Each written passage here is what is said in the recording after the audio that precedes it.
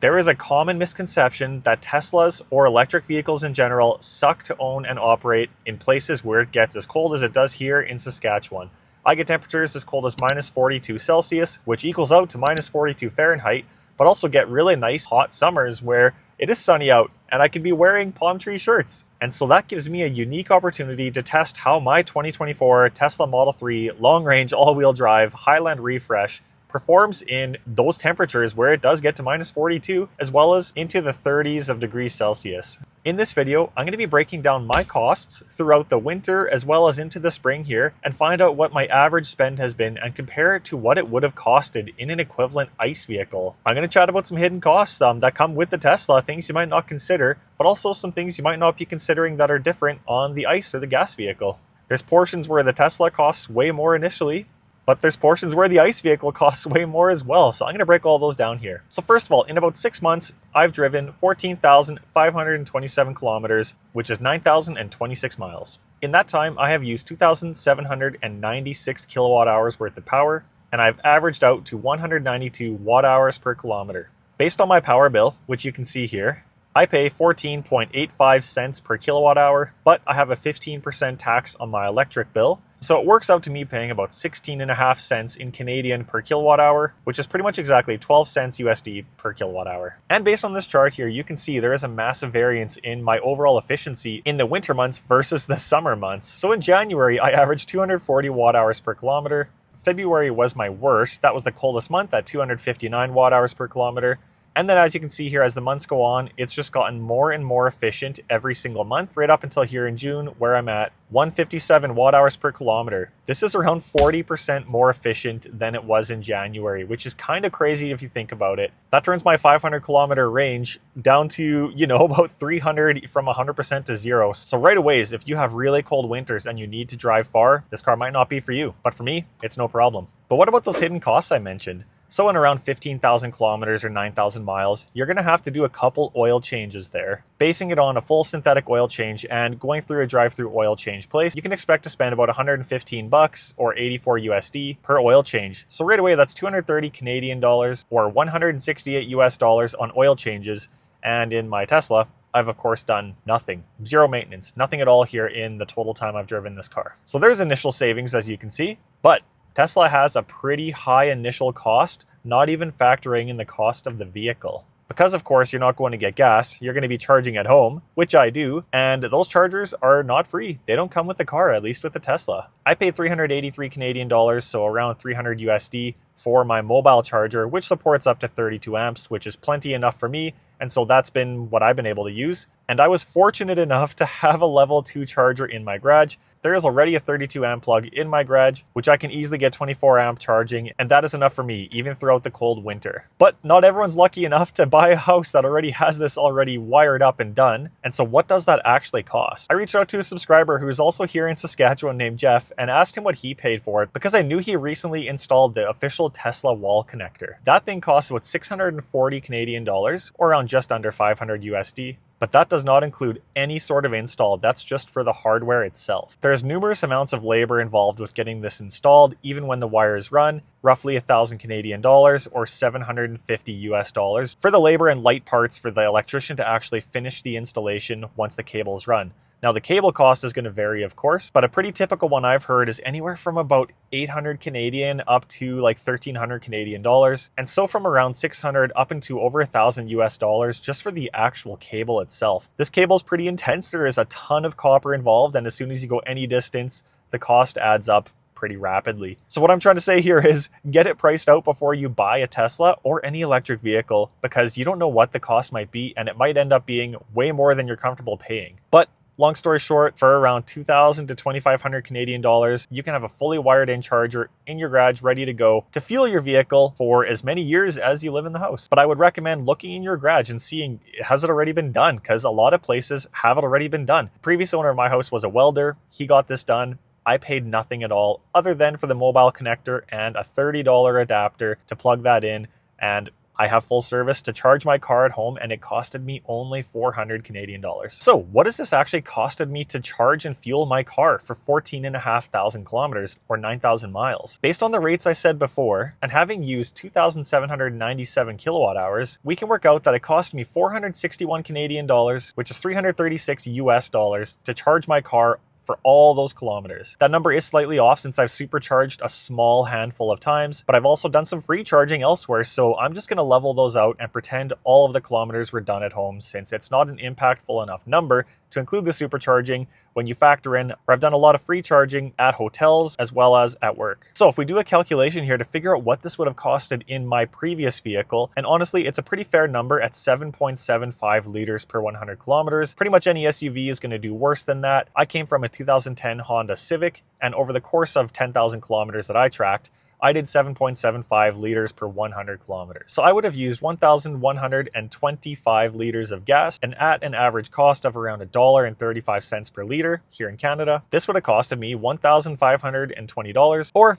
1,100 USD. So in the last 6 months, I've already saved 1,058 Canadian dollars, 772 USD. And that's just in 6 months, you guys. If we build that out by 10x, so 5 years and 142,000 kilometers or 90,000 miles, and if prices stay the same, I mean, as if gas is going to stay the same. Gas is going to go up faster than electricity. That's just a fact, but we'll pretend they stay the same. I am on pace to save 10,500 Canadian dollars or 7,720 US dollars in just 5 years, and I'll be at 142,000 kilometers or 90,000 miles. So if we work that out even further, considering my total cost of the car being 62,000 Canadian dollars or 45,000 USD, and that is after all taxes, but also including a $5,000 demo discount since my car had 1,500 kilometers when I bought it.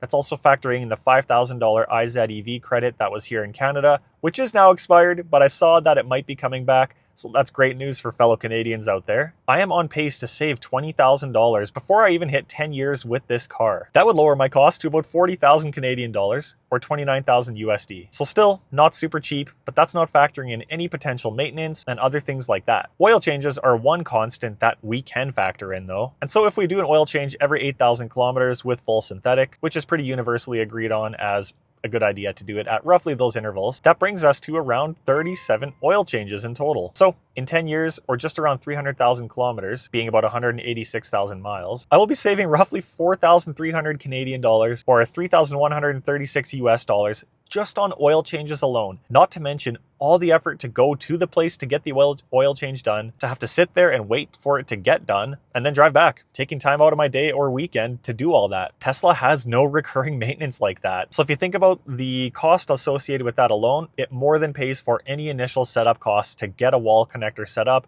get all the cabling run to your house, get the EV charger set up, and not to mention that is an investment in the property that will add value to your house's resale value. So it's not just getting flushed away like an oil change is every single time you get an oil change. Now to mention actual maintenance. So Teslas, of course, have minimal maintenance compared to regular ICE vehicles. Recently, I've been in conversations with friends and family where they've had all kinds of issues with their vehicles, such as having to replace O2 sensors, timing belts, alternators in general, exhaust leaks, oil leaks, and the list goes on, and I'm sure you've had all kinds of problems with your vehicles too, or you know people that have. All those problems I mentioned don't even exist on EVs or Teslas in general. I'm not even going to factor any of that into my calculations here just because I want to be as unbiased as possible, maybe to a detriment, but I just want this to be super clear that EVs do not cost that much more, and even if we're being generous towards the traditional gas vehicles, you will come out ahead with an EV. There is also a ton of bonus time that you save with the Tesla.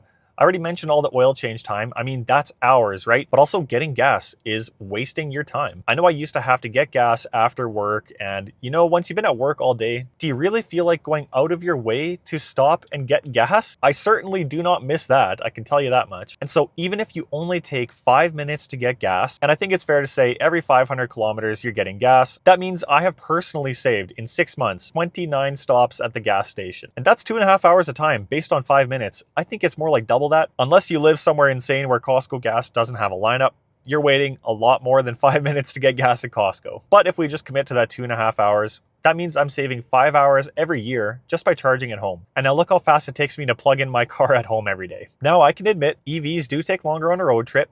If you watched my video where I road tripped all the way to Revelstoke and back, that's 2,200 kilometers or about 1,300 miles. That trip in total took me around an hour and a half longer than what it used to take me in my gas vehicle. So there is that, but depending on how much you road trip, this can still add up. For me, it's going to end up being pretty close, but I will still save time at the end of the year and just take a little bit longer on road trips, but not waste time when I'm driving home from work or having to go on a Saturday or something like that to get gas. Not to mention my garage is totally enclosed. There's no wind, there's no rain, there's no snow. It's not minus 40 in there like it often is in the winter here. And so I don't have to stand out there and deal with a frozen gas pump while I'm getting gas in my car. Charging at home adds zero inconvenience. And so what does this all mean? I can fully accept that EVs do have a higher initial cost of entry, like 60,000 Canadian or 45,000 US. That is a big number. That is an expensive car, and that's something that I took a leap on. You can also buy a used Tesla. Going back to my subscriber, Jeff, who just bought a used Model 3, the car he bought only had 15,000 kilometers on it, and it was a 2022 long range. He ended up paying just over 40,000 Canadian dollars for it, which is $20,000 off what I paid, and they have the same miles already, right? His car was fully PPF'd, and I believe he even got an extra set of wheels with it. So he got thousands of dollars in upgrades. Like PPF costs a ton of money in case you haven't seen. It's multiple thousands of dollars to get that done. So there was numerous upgrades on that car and he's in it for 20,000 less than I am. And now we're both sitting with cars with the same amount of miles on them, but he paid 20,000 less dollars. So there is also the option of finding a used one. I know you can get high mileage ones for way less than Jeff did, but Jeff kind of nailed the sweet spot there of getting one that's pretty much brand new, still has tons of warranty left on it for the 8-year battery and powertrain warranty, so he's laughing there. And he has a multiple $1,000 PPF job done. So if you're in the market for a new or almost new car, you can also go used and save a ton of money doing it that way too. If I did what Jeff did, if Jeff is anything like me, putting on as many kilometers as I do, he's going to end up only being into his car for 20 grand once he's at 300,000 kilometers. If you think about it that way, 20,000 Canadian or 15,000 US, after you factor in the fuel efficiency savings, he is absolutely laughing with what he ended up with. And so how I see it is, the sooner you buy a Tesla or the sooner you buy an EV, the sooner you can start saving money on your daily kilometers. Now, I have nothing against ICE vehicles. My wife still daily drives an ICE vehicle. And honestly, when we upgrade that car, it's probably not going to be another EV just because Saskatchewan is unpredictable. It's not like beautiful California where we have 10,000 chargers everywhere and it's always just perfect weather. It's not like that here. So we almost do need that ultra safe option of having the SUV that you can theoretically fill up roughly anytime, anywhere, as our charging infrastructure is just not there. It's not comparable to the States. But as for one main commuter that I use to put on all the miles and then her vehicle stays nice and low on kilometers, it's kind of a perfect combination to put on minimal miles on the gasser and drive the EV, drive the Tesla a ton. And so I'm not trying to be at all biased here or sell a car to anybody, but my goal in reality here is to just show you guys that even in pretty much the coldest place you can reasonably buy and operate an EV in the world, it still makes really good financial sense to do it. And I haven't even gone through a summer yet, and my efficiency is only going to get better and better and better. This video was demonstrating the coldest part of the year going into spring, so we haven't even got summer or fall yet, which are going to be some of the most efficient months in this car. Things are actually going to just work out better as time goes on. And I will be doing a 1-year update so I get a full seasonal cycle of what happened in this car and what my efficiency and what my numbers looked like, which I think will be a really awesome view of what you can actually expect. But I'm really curious what you guys think of this video. I'm really curious if any of you are surprised by the outcomes or the takeaways here. And so throw that in the comments, what you think about my experience. I would love to hear your experience too. I know there's tons of you guys out there in Calgary, Edmonton, Manitoba, Saskatoon, Regina, these really cold cities where we do daily drive Teslas, we drive EVs, and I'm curious what your guys' experiences are too. And of course, I gotta shout it out, if you're looking to buy a Tesla brand new, why not use my referral code? I'll get a bit of a kickback and credits to buy cool stuff like this Tesla bot, and you're gonna end up getting a discount on your car or free full self-driving, depending on what Tesla is offering at the time. My link will be at the top of the description and in the pinned comment if you wanna check out what the current discount is and maybe order your own. That's been another Frozen Tesla video. Look forward to my next one where I compare a -30 drive to a +30 drive, my regular daily commute of 67 kilometers or 42 miles to work, and see what the actual difference is. Thanks for tuning in to another Frozen Tesla video, and I'll see you guys on that next one.